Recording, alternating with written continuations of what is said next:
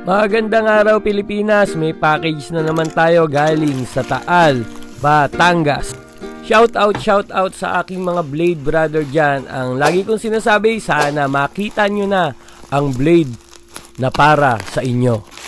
Ito ay isang balisong galing kay Mang Poying o kay Bautista Brothers.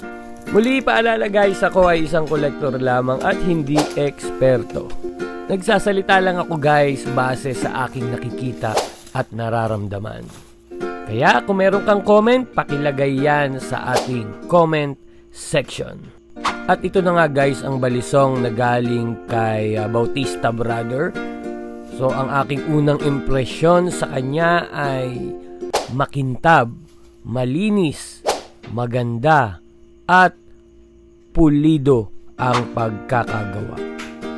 At syempre, ito ay matalas.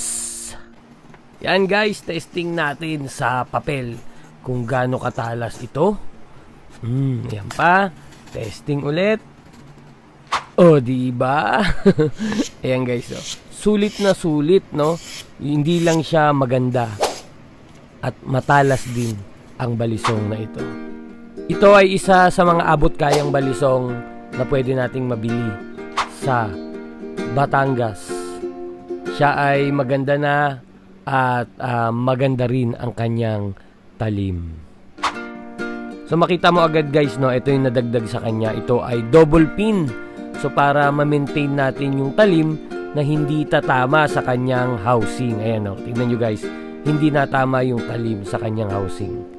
Kasi nga pag tumama na yung talim dun sa housing ay nawawala, nasisira yung talim. Yan guys, no, pag nakatiklop, ito ay nasa 13 cm.